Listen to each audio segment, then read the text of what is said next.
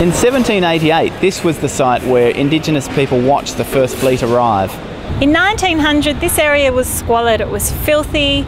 It was infested with rats. The Hyde Park Barracks owes a great debt to rats.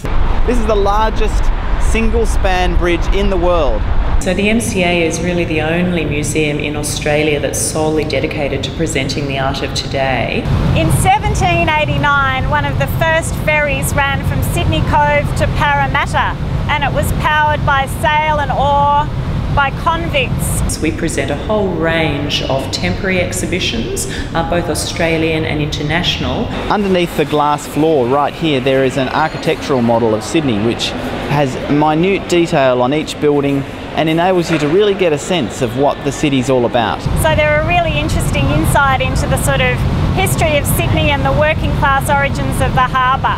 And so on the left-hand side, there are a number of big dance studios. So if you walked around on the outside of the building, you'd hear all the tappers and the dancing going on and the music, and you feel the energy bursting out of the windows.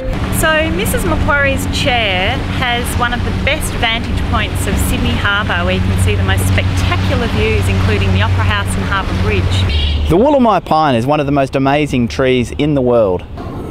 Visitors in this room, they get a sense of how this building felt. They've managed to regrow one of these trees right here in the heart of Sydney so that everyone can see it. This is the room that 70 men occupied. Thousands of men over the period of three or so decades lived in this room. They looked up and saw this ceiling. The Opera House stands beside many other World Heritage listed buildings like Stonehenge and the Taj Mahal as one of the most incredible icons in the world. One of the most iconic sites of Sydney is the Sydney Harbour Bridge. Today it's the focus of New Year's Eve celebrations and a whole host of other important activities for the city.